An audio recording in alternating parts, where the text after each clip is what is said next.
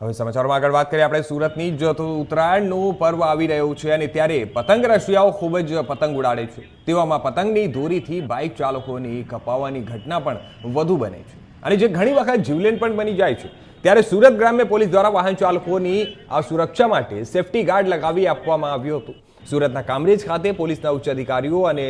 સુરત જિલ્લા ટ્રાફિક શાખા દ્વારા વાહન ચાલકોને પતંગની દોરીથી કોઈ પણ ઈજા ન પહોંચે તે માટે સેફટી ગાર્ડ લગાડી આપવામાં આવ્યા હતા।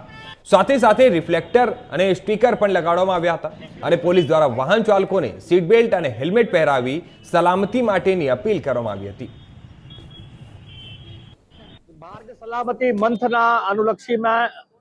આજરોજ કામરેજ પોલીસ સ્ટેશનના પીઆઈ શ્રી એડી ચાવડા અને જિલ્લા ટ્રાફિકના પીએસઆઈ શ્રી સિસોદિયાને સાથે રાખી જિલ્લા ટ્રાફિક અને કામરેજ પોલીસ દ્વારા આજરોજ વાહન ચાલકોને સેફટી ગાર્ડ જે આગામી જે ઉત્તરાયણનો તહેવાર આવે છે એમાં ગળા કોઈના કપાય નહીં દોરાથી એટલા માટેથી સેફટી ગાર્ડ અને ગળાની અંદર બેલ્ટ લગાવવાનું કામગીરી કરવામાં આવી છે।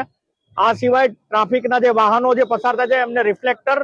અને સ્ટીકર્સ લગાવવામાં આવે છે અને લોકોને અમે અપીલ કરીએ છીએ કે પોતાની જિંદગી છે એ સલામત રાખીને હેલ્મેટ પહેરીને સીટ બેલ્ટ બાંધીને અને પોતાનું વાહન છે રોંગ સાઈડમાં નહીં ચલાવી, સારી રીતે વાહન ચલાવી પોતાની અને લોકોનું જિંદગી જોખવાય નહીં તેવી રીતે ડ્રાઇવિંગ કરવા માટેની સૂચના આપવામાં આવી છે। હવે સમાચારમાં આગળ વાત કરીએ આપણે સાબરકાંઠાની તો સાબરકાંઠા જિલ્લાના ગામભોઈ